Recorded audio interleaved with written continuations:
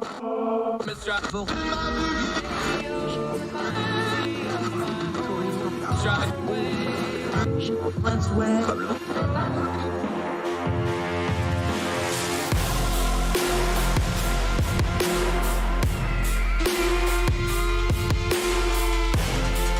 your host, Andrew Donaldson. This is Heard Tell.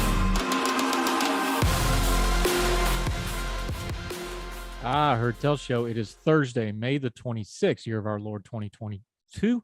Rolling right along. Glad you're with us. A lot going on. We're going to cover a couple things. We're going to return and touch in on two stories we've been covering. Of course, the horrific Texas school shooting. There's some updates there we need to talk about. Also, the abuse scandal in the Southern Baptist Convention and a couple important developments there. We'll touch in on them a little bit later on in the program. Also, there is a stunning piece of journalism. They have the files of the Uyghur population in China that's being oppressed, including photographs, including what we would call mugshots in the West. Details, names, it's really haunting stuff that we have from the BBC on the Uyghurs. We have been covering this story for as long as we've done Heard Tell. We will continue to cover this story. We will get to that in just a little bit. We always try to end on a good note, especially when we have really heavy topics. Our friends over in Nebraska have a neat way of giving to their region. We will cover that in our final segment. Great guest today, good friend, Jason Reed. He is the head of PR for Young Voices. He's the lead for Young Voices UK. He does a ton of media and writing over in the UK. We're going to touch in with him. He has a piece out about some legislation that they're pushing in the UK that has things like ID requirements and age limits for the internet. Really kind of disturbing stuff. We will touch in with them. Also, there's been some developments in UK politics, specifically Prime Minister Boris Johnson's Partygate scandal. We got photographs now. Does that change anything? We're going to ask Jason Reed directly about that when he joins us here shortly. Always enjoy talking to my friend. Appreciate him being on the program today. Let's start with some domestic politics, though. We covered the primary season. Governor Brian Kemp in Georgia won handily. This came to my attention by our friend Joe Zemansky, who's been a frequent guest on this program. It's a tweet by Kevin McLaughlin. He's pointing out a Politico piece, and he says this, quote, "Any youngster out there that wants to learn how to run a campaign should give this a read. This is a case study on how the entire ecosystem should work together for a win. Congratulations to the Brian Kemp team."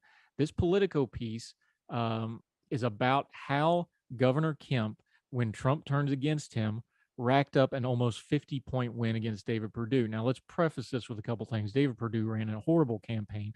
People were already mad at him because they didn't really want him to run for this office anyway. The stink of the Georgia runoff debacle was all over him. Plus, he changed pretty much everything about himself the last few years to go hardcore Trumpian, which doesn't play well when that's not your natural ecosystem. So David Perdue has plenty of blame to go on here. He also ended his campaign by basically throwing in the towel, reducing his schedule, and then said some comments about Stacey Abrams that a lot of people took to have racial meaning behind them, as I did, because it was just a vile, despicable statement to make. So good riddance to bad rubbish, and he can scurry all back to Sea Island. However, there's also a lesson to be learned here wider. In the Politico piece, they go into great detail. This is well written by Alex Incendant. I'm probably mispronouncing his name. I apologize. But again, this is linked in the show notes. Make sure you read the full piece. Quoting from Politico, when Brian Kemp's top dollar donors huddled in Georgia governor and his lieutenants at Atlanta's Capital City Club earlier this year, they had reason to worry that his political career was in jeopardy. Former President Donald Trump had spent the previous years savaging the Republican governor for refusing to overturn Georgia's 2020 election results. And when he was bent out ousting the governor from office, recruiting and endorsing Kemp's primary opponent. Few Republicans in recent years have survived Trump's wrath, but the Kemp team reassured the nearly 200 well-heeled contributors in attendance they had a plan. We're going to go blank scorched earth, Kemp advisor Jay Walker told the group, according to a person with direct knowledge. When you got your foot on someone's neck, you don't take it off until the race is over or they run out of oxygen. That's strong talk. Kemp doesn't give an inch strategy paid off Tuesday with a lopsided win over former Republican Senator David Perdue, for whom Trump campaigned, appeared in TV ads, and spent millions of his carefully guarded PAC dollars, which Trump doesn't usually spend a lot of money. This was personal for him. Back to the Politico. Underscored the political limits of the former president's relentless grievance campaign over 2020 and the power governors have at their disposal to resist Trump's meddling. It's the third time in 3 weeks Trump has endorsed the losing candidate in a primary for governor. And while Trump and Perdue bet that Kemp's refusal to intervene in 2020 vote count would sink him with Republican voters still angry about Trump's loss, the governor outmaneuvered them by suffocating Perdue's campaign before it could get any traction, according to more than a dozen interviews with strategists, donors, and party officials involved. By the time Perdue launched his campaign in December, he found that Kemp had used the levers of office to rally support of state power players and pass legislation that assuaged pro-Trump voters. Kemp had won the backing of many of Perdue's former longtime advisors, making it difficult for Perdue to build a political operation. And the donors had spent money and months aggressively courting the former senator's biggest donors, leaving Perdue financially devastated and demolishing his plans to establish a big funding super PAC. Even Trump found himself struggling to make inroads. He tried to get the former football star Herschel Walker endorsed by the governor to come out and support Perdue, to no avail. Outside of Trump's endorsement, this was a one-sided fight, said Tony Fabrizio, a Trump pollster who also works for Perdue. It was all Kemp. Moral of the story, there's a lot of rhetoric in these campaigns. You win the campaign, though, by campaigning. These people in this story show you the truth of something that we take for granted in the social media and political commentary realm. The better campaign usually wins. The campaign that did their due diligence, who put in the work, usually wins. You're not just going to get a Trump endorsement in something like the state of Georgia for the governorship and run roughshod over people who actually know what they're doing. This has far-reaching implications for the Trump campaign. They don't think these things through, and especially when it comes to relitigating 2020, the voting public doesn't have an appetite for it. Even Trump's most ardent supporters don't have an appetite for it. And now we got the data for it, but Trump is still obsessed over it. If Trump wants to run for president again, he better decide whether he wants to relitigate 2020 or he wants to run on a platform for 2024. The latter might have a little bit of leeway for him to do something with. The former is a dead end because nobody has an appetite for it. You have to run a campaign on the ground. You have to put the work in. And this will be a lesson going forward for Donald Trump if he decides to try to run again. All those people that served on that winning 2016 campaign, they're no longer with Donald Trump. I'm talking about the people that actually planned the thing out, the people that know what they're doing, the people that know how to run a presidential campaign. They're all gone.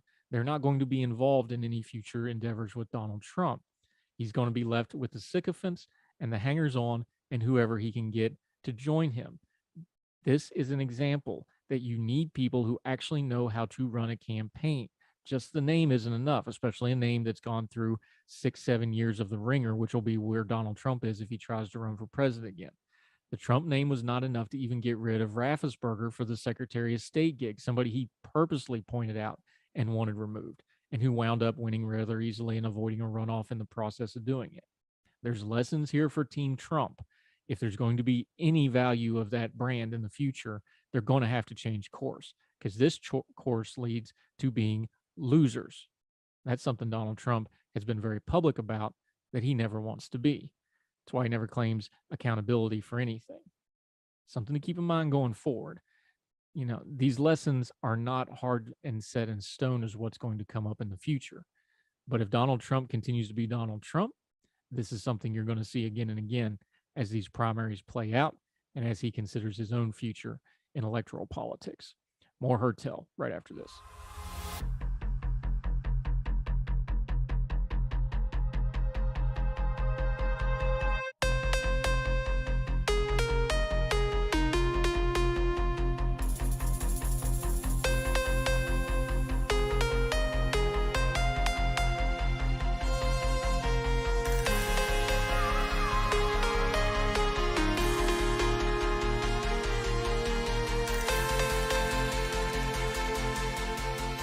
Welcome back to Heard Tell. We want to update you on two stories we've been following.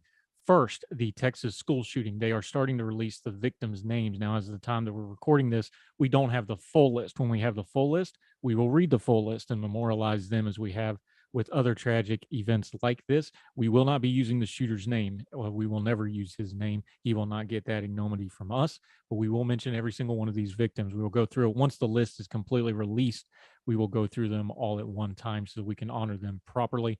There's a couple little news bits out of this.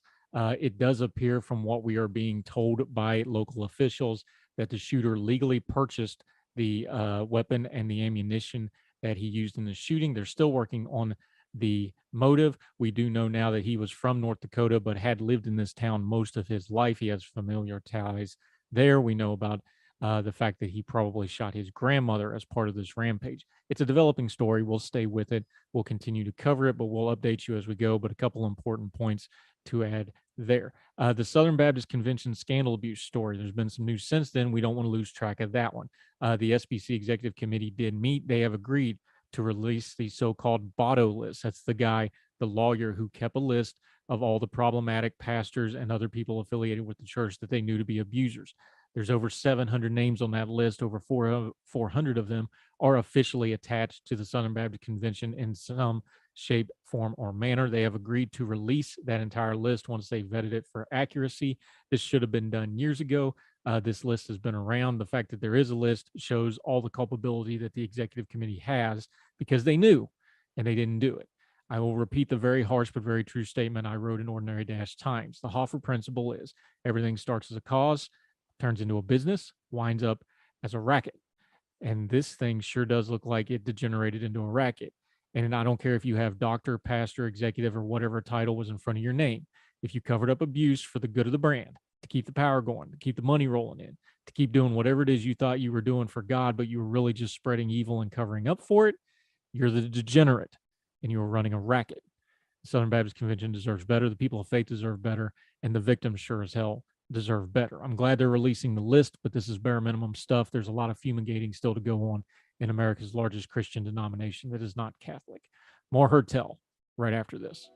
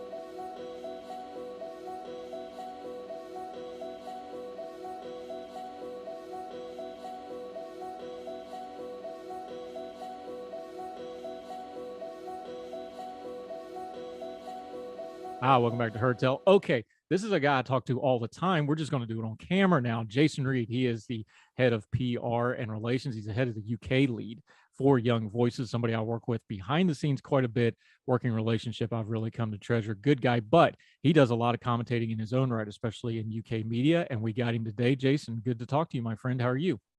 Good to speak to you, Andrew. I'm doing great, thanks. How are you doing? Yeah, been a while since we've had you on the program. We've had a lot of our other UK friends on. It's good to have you back.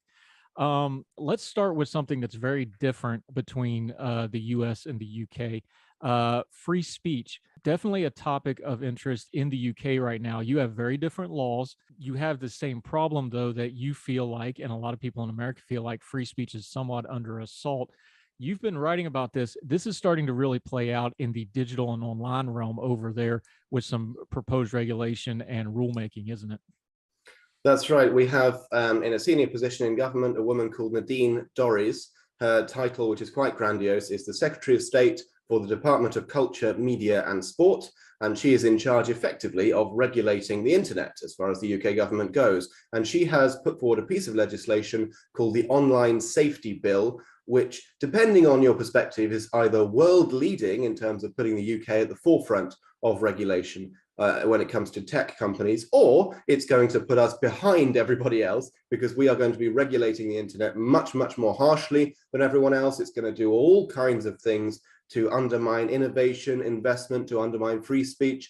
As you were saying, It's an amazing behemoth of a bill that contains all kinds of different avenues, all kinds of different aspects, targeting various different parts of the ways that tech companies operate.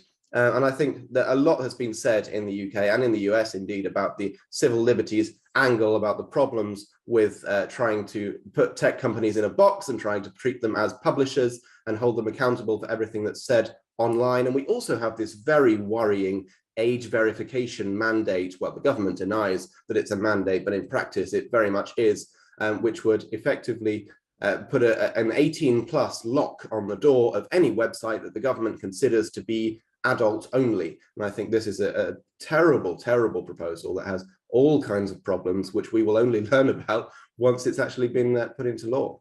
Yeah, hold on to that age thought for just a second. We're going to come back to it. But the way they're going to get to the age restriction on this is, and the way you wrote about it in politics.co.uk, we're linking to it in the show notes. Please go read this full piece. Is you say, and I'm quoting you here, it's an essentially tantamount to creating an online ID card for every adult in the UK. Is it really that simple? Are they going to try to identify every single adult using the internet in the UK with this kind of a proposal?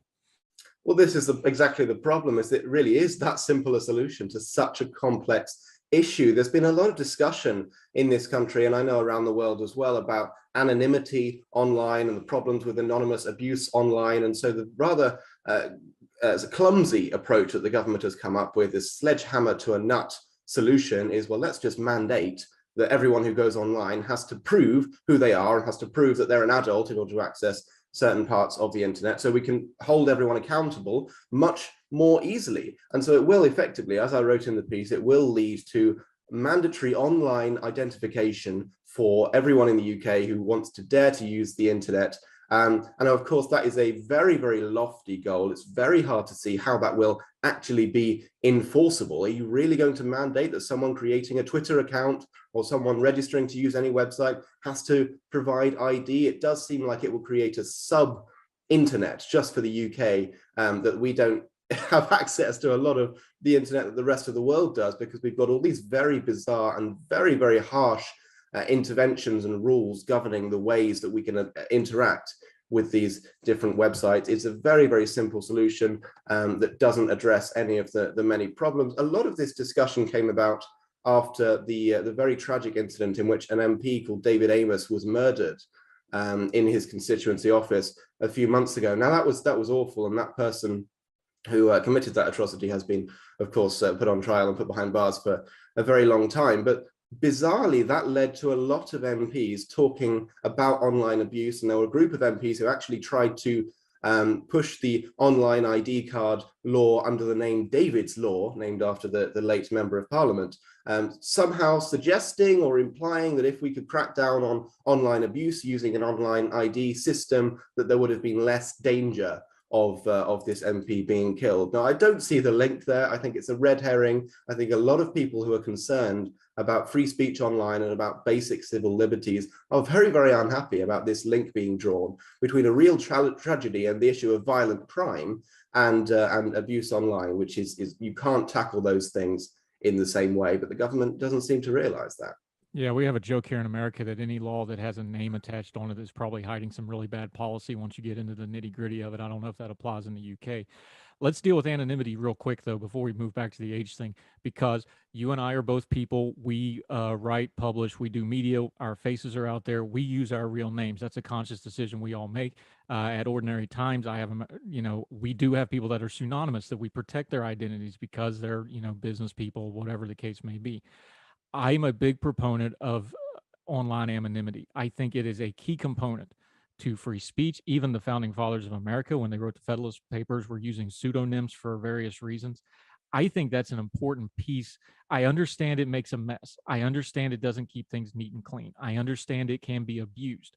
At the same time, freedom is never neat and clean and stays within the lines on things. I think anonymity is a very important fight to have out when we're dealing with things like online ID bills and attempts to crack down on free speech online. What are your thoughts?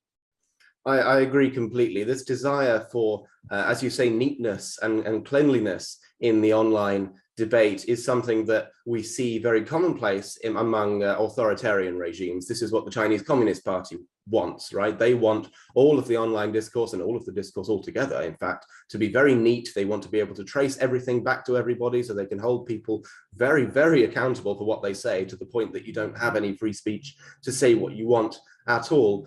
But as you say, if we're going to have free discourse, if we're going to have free speech, it is going to be messy. That is not a bad thing. That's the way it's supposed to work.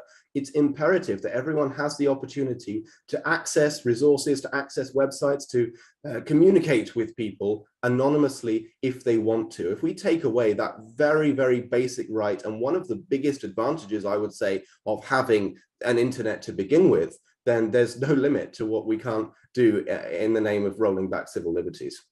And this brings us right back to where we started and what you're writing about this piece, this age thing. I get why people go to it, because, you know, it's just natural to go like, oh, we're going to protect the children. We do all kinds of things for the children. The problem with that is, especially when it comes to online, the children know way more about technology than the adults do. I'm telling you, I have teenagers. There's stuff that I try to do online. I just have to go get them, and I do this stuff all day, every day. I think it is very wayward to start putting age. The older I get, I'm just going to be honest with you, just on a personal level here. The older I get, the less I like age limits on certain things. And I understand things like alcohol, pornography, cigarettes. I get those sorts of things. Yes, you want age limits. But once you get to somebody that's an 18-year-old adult, aren't we just getting into gatekeeping and nannyism with this sort of stuff, especially with technology where the kids are usually one or two, you know, we're talking about Facebook with the governments. The kids are already two technologies past that. They're on, you know, they're on Discord, they're on Twitch, you know, none of them are on Facebook except to talk to their parents. You see what I'm getting at? Like, this is moving too fast. This just reeks of nannyism to me when we start throwing these age limits on it. And it's mostly a rhetoric tool of, oh, I'm doing this for the children because otherwise you'd never let me get away with it. The problem here is that these complex social and cultural issues and the pace of technological innovation, government cannot keep up with either of those. And so when you have the state trying to solve issues like that using regulation, it's always going to be several steps behind. I'm 21 years old, and I regularly ask my brother, who's just a few years younger than me, for advice on how to do various technological things that I'm not familiar with. It's happening at such a pace that every few years there is some huge innovation. And of course, there are plenty of very easy and accessible ways to get around any age mandate, whether it's VPNs, whether it's some kind of other anonymity online, whether it's, you know, tricking websites into thinking that you're actually in an attic in Israel somewhere rather than where you actually are. And so these kinds of cack-handed measures to just slap age mandates on things never ever work, because the government is not in a position, even if it wants to, even if it's really committed, it's not in a position to regulate our interaction with the internet in that way. And there are even more, that's on a very base level, there are even more complex and detailed proposals, issues with this proposal, sorry, that come out once you dig a little bit into the detail. There was some interesting research done by the Adam Smith Institute, which is a free market think tank here in the UK. When this proposal last came around, which was when it was floated by Prime Minister Theresa May a few years ago and was nicknamed the Porn Laws after the Corn Laws. And so they uncovered the fact that MindGeek is a name of the company that would be providing a lot of these age verification services. And MindGeek, by pure coincidence, also happens to own a number of pornography sites, including, I think, RedTube and possibly one other. And so by pure coincidence, I'm sure, and nothing else, you would have to provide your identification and maybe even credit card details and things like that to the same company that owns the pornography sites that you might be trying to visit using those age verification measures. This is just completely backwards. This kind of thing can never, ever work in practice, because there are all these issues with security and with privacy. And this is not the way to tackle an issue like children accessing adult content online. One of the many other issues which I touched on in the piece as well is that you then have to define what adult content is. You then have to decide what is the content that children are allowed to see and what they're not. And the way that it's defined in the Online Safety Bill by the UK government is very, very worrying, because they use, quote, psychologically harmful content, but they don't really explain what psychologically harmful content is. And so it seems like they're not just going to ban, you know, a few porn sites and leave it at that. It seems like they are giving themselves the power to ban almost everything except for a few extremely colorful and child-friendly websites if they want to, and to restrict access to those unless you hand over your details. So this was never about children to begin with. This is about the nanny state. It's about power. It's about putting in place barriers for ordinary people doing ordinary things like browsing the internet. Yeah, and you mentioned, Jason Reed joining us, you mentioned communist China a minute ago. They have openly complained about the fact that they can't enforce their internet laws on children because they keep going past their bans on like hours of usage. They're only allowed to game during certain times. They were stealing their grandparents' logins. If the evil Chinese Communist Party regime, which can control just about every aspect of life, especially online, can enforce this stuff, there's no way a decently open and free society like Britain is going to be able to do this, is there?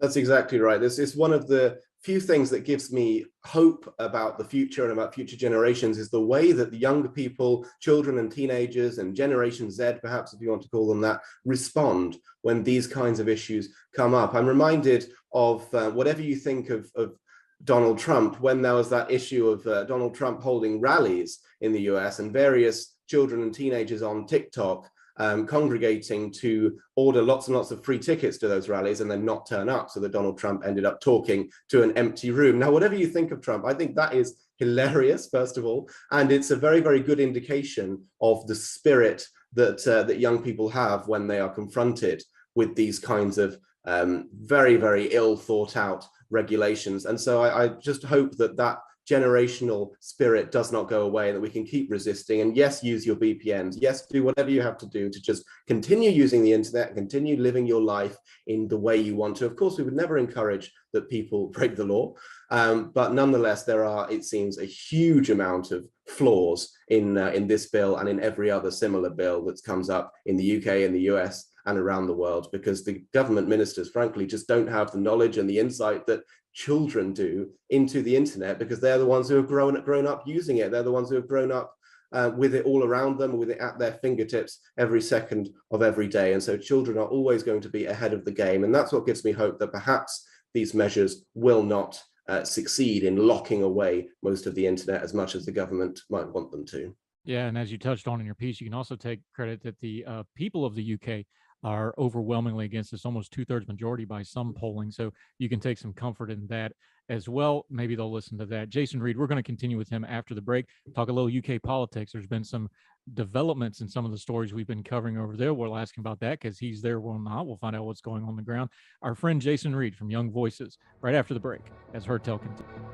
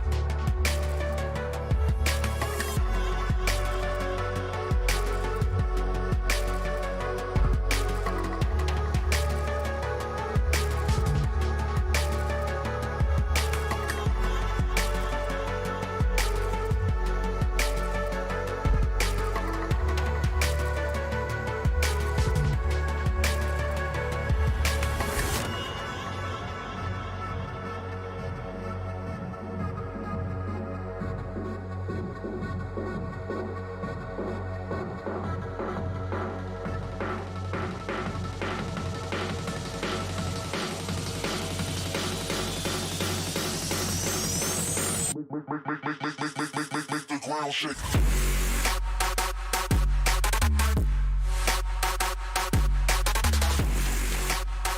Welcome back to Heard Tell. Okay, since he's in the UK, I've got to ask him about it because we've been covering it. Jason Reed joining us, UK Young Voices. We know that we live in a media age. We know that imagery changes things. We know the Partygate scandal with Boris Johnson. We knew the various sessions of Prime Minister questions. He's done a lot of tap dancing around these issues. Now we kind of knew what was probably inevitably going to happen. We've got a photo of him actually partying.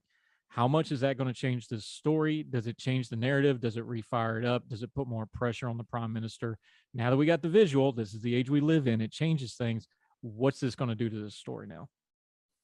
I'm afraid it won't make a huge amount of difference. It feels like the Partygate story has been going for a long, long time. And I feel for the first time relatively confident today in saying I think this is the last development we will see. The Metropolitan Police investigation has concluded. Sue Gray, the civil servant who was charged with investigating the political aspect of whether Boris Johnson broke the rules or broke the ministerial code, that has concluded as well. She has this morning published her report in full. It seems that there is nowhere near enough appetite within the Conservative Party to remove Boris Johnson over this, to trigger some kind of vote of no confidence in his leadership. We've had all the evidence, we've had all the photos released, and so I now think that today is the day when Boris Johnson starts fighting back. And I don't say that with any glee or delight in my voice. I said many times when the Partygate scandal first emerged that he should have resigned, and he really should have done. He's the first prime minister ever to have been served a fixed penalty notice, fined by the police while in office. That's never happened before. And just a question of honor and honesty and integrity, he should have gone a long time ago. However, I am not at all of the belief that that actually will happen. I think it's highly likely that he will lead the Conservatives into the next general election, which will happen either next year or in 2024, and that they will probably win that as well. As far as Partygate goes, there's been some new details that have emerged today because Sue Gray has published her report. As you said, some photos have come out showing various events that we'd heard about before, but we were lacking some details. There are several aspects which seems to contradict some of what Boris Johnson said, like there was one particular leaving do at which a couple of senior members of Downing Street staff were leaving, and they held some kind of small gathering to see them off. And Boris Johnson seemed to imply that it was a very quick, toast of a drink and then leaving. But in actual fact, the photos show that there was quite a substantial spread of food. There was various drinks. There were lots of people in attendance. There are many, many holes you can pick in what he has said.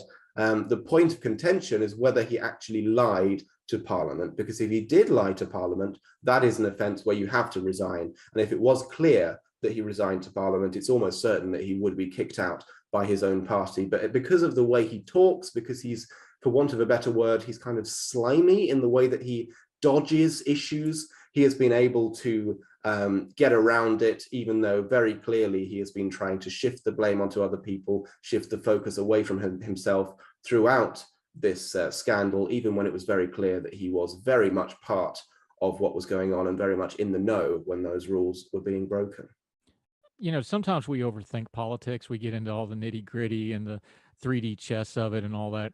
How much of this story is just fatigue? There's a whole lot of other stuff going on. And we've talked about it before with our UK contributors over and over again. There's no real clear-cut successor in the Conservative Party that would be ready to step forward. How much of this is just kind of inertia of those factors of there's story fatigue, there's a lot of other things going on in the world, people are trying to move on from this story, and there's nobody to really step up and take Boris Johnson's place. So just practically speaking, taking him out at this point would be problematic for the party. Is it a lot more of that stuff, and we're just putting some of the more political stuff on top of it, trying to make more of it than what it probably was?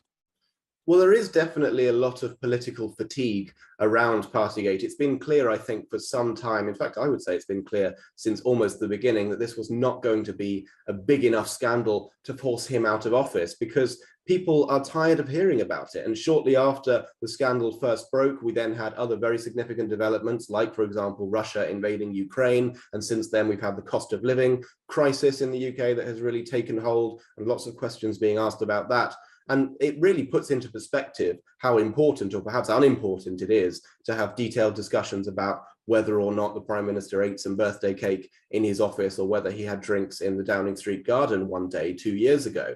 So there is a lot of fatigue around it, and that's why I think it's clear now that the story will go away, because up to now it's always been waiting for the next thing, whether it's waiting for the Metropolitan Police to publish their findings, or waiting for Sue Gray to publish her findings, and so on. Now there is nothing left to wait for, as far as I can see, and so the scandal is over. I'm not convinced, however, about this argument of Boris Johnson staying in post only because there isn't someone clear to replace him.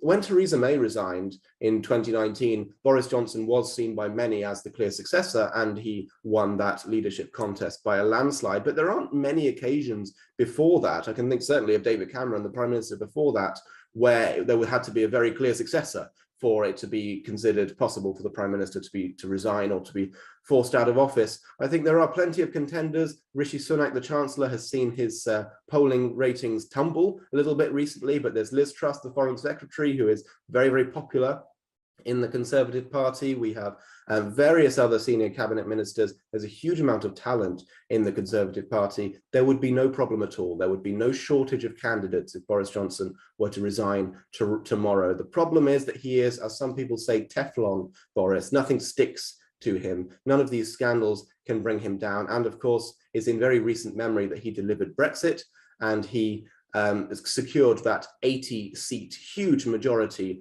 in Parliament for the Conservative Party back in 2019. He is still seen as an election winner. He is still seen as someone who people in the red wall of former Labour heartlands like and will vote for. And so I don't think there is any chance, I don't think there's any appetite to get rid of him before the next election.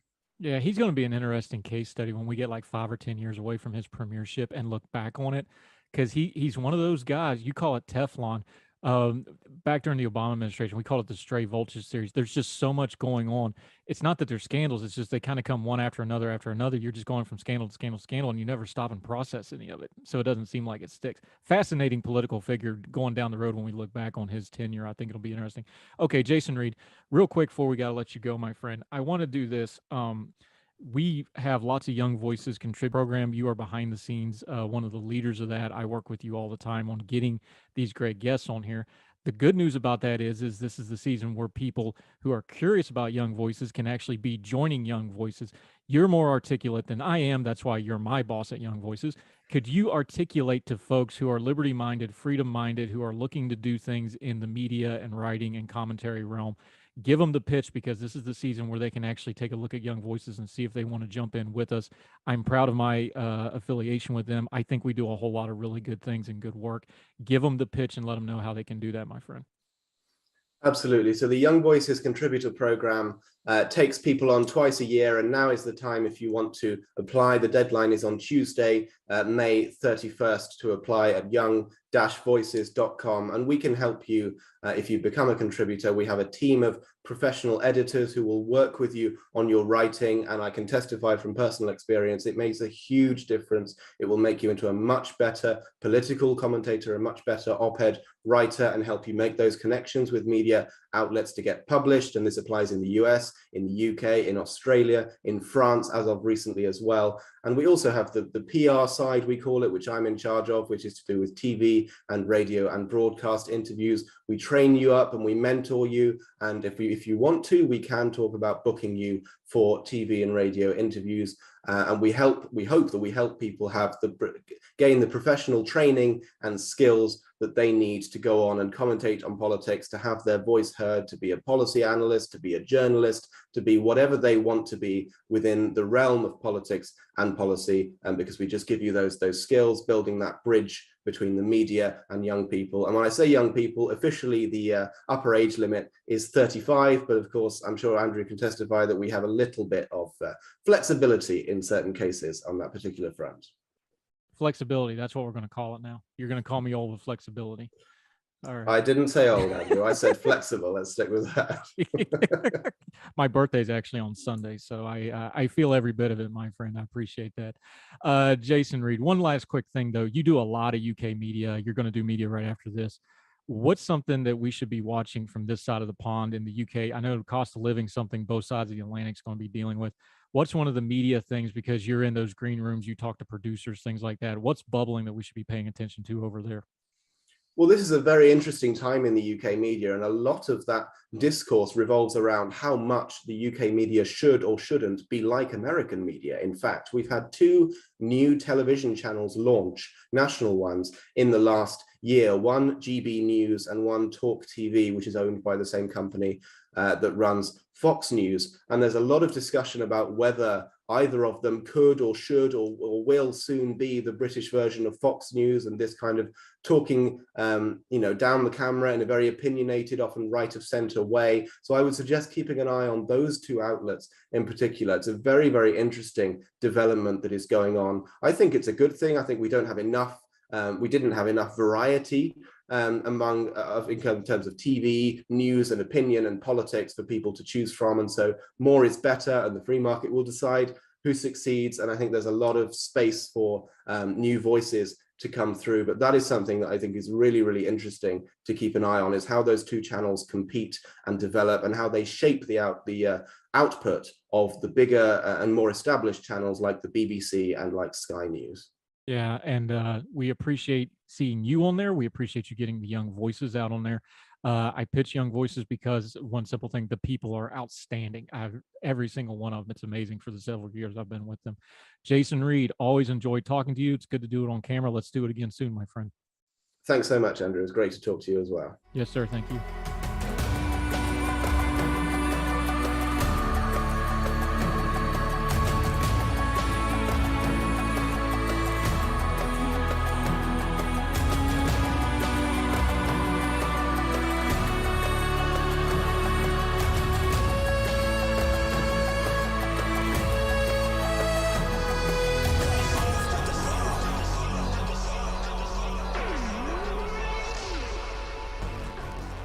Welcome back to Heard Tell, a story we have covered for as long as we've been doing Heard Tell, and I fear we'll be covering for a long time because nobody seems to be able to really do anything about it.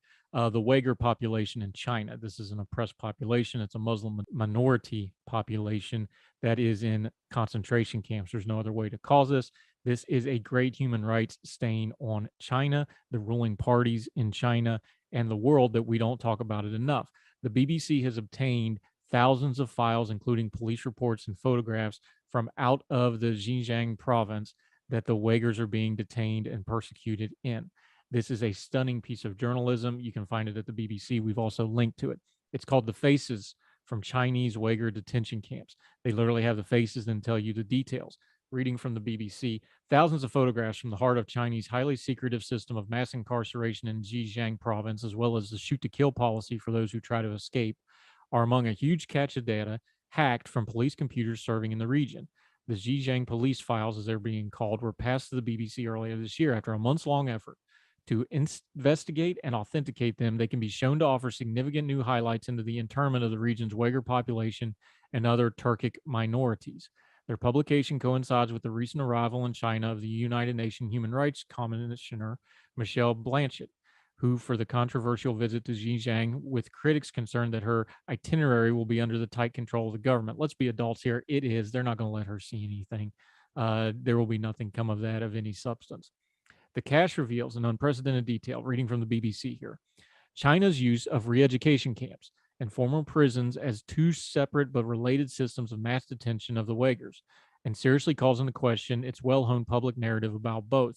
The government's claim that the re-education camps built across Xinjiang since 2017 are nothing more than schools is contradicted by internal police instructions, guarding rosters, and the never-before-seen images of the detainees. These are like mug shots, if you are familiar. And its widespread use of the terrorism charges under which many of the thousands were swept into formal prisons is exposed as the pretext for the parallel method of internment, with police spreadsheets full of arbitrary, draconian sentences. The documents provide some of the strongest evidence to date for a policy targeting almost any expression of Uyghur identity, culture, or Islamic faith, and of a chain of command running all the way to the Chinese leader, Xi Jinping. The hacked files contain more than 5,000 police photographs of Uyghurs taken between January and July of 2018. Using at least 2,884 of them can be shown to have been detained. As for those listed as being in re-education camps, there are signs that they are not willing, quote-unquote, students. China has long claimed them to be. It then goes on to list these people. You need to see these pictures. Some of them you can actually see the police right off camera with batons, making them sit for these photographs. This is stuff right out of things like the Holocaust, where you see those things from like the Auschwitz Twitter handle where they show and then tell the stories. This is genocide in real time. This is a grave human rights violation. And those of us that have freedom and freedom of speech, freedom of press, and platforms to do so should not allow China and their economic might to buy our silence. We must not let them. We will be judged harshly. And the untold number of Uyghurs suffering under this need us to be their voice until they have a better situation free of the oppression of the Chinese Communist Party, which is interning them and God knows what else. More Heard Tell right after this.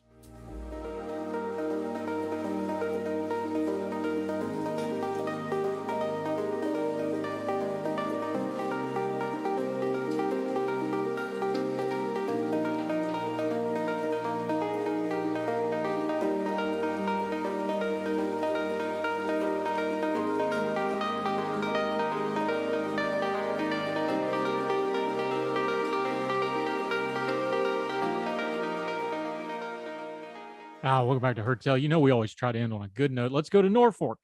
No, not that one. The other one, Norfolk, Nebraska. The city of Norfolk. This is from Metro News Channel, Nebraska. Special event starting to donate to local charities and nonprofits in Northeast Nebraska. The Norfolk area Big Give has a multitude of sponsors putting on an event throughout the city, all with the goal of raising money for charitable organizations. By donating to these events, participants will be able to receive free gifts or enjoy the festivities going on. Places like the Northeast Nebraska Animal Shelter are allowing donors to cuddle with their animals. Now, who can beat that deal? Other places like the Orphan Grain Train and Big Bang Boom are giving away free food to those willing to donate and providing live entertainment. As of the publication of this, the Norfolk area Big Give has raised over $70,000 online. Those hoping to make a donation can do so on their full webpage here, and we link to that in the show notes. You can go there if you so wish. You can wish to attend the events and the activities in town. You can also visit the events page, which we will also link to. So if you're out in Northeast Nebraska or the surrounding area, check out the Big Give. Lots of good things. Come on, who doesn't like animal cuddles?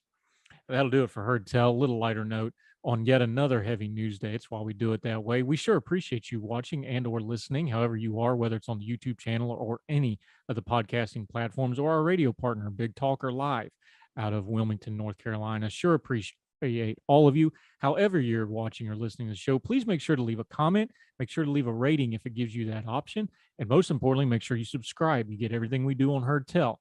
Daily episodes, brand new, turning down the noise of the news cycle. Heard Tell Good Talks, that's the interview portions every afternoon, twice on Sunday's show. That's a Big Talker exclusive product and podcasting platform. It's audio only, but it's all the interviews from the previous week in one-stop shopping. Great product. If you want to talk to us directly, we'd love to hear from you at heardtellshow@gmail.com, at heardtellshow on the Twitter. We'd love to hear from you. Of course, mine and all our guests' social media is on the lower third graphics. Make sure you follow, support them. All the links to the stories we talk to are on the show notes on those pages. So until we talk to you again, wherever you are across the street or around the world, we hope you're well. We hope you're well fed. We'll talk to you again soon on Heard Tell. All the music on Heard Tell is provided under a Creative Content license from monstercat.com.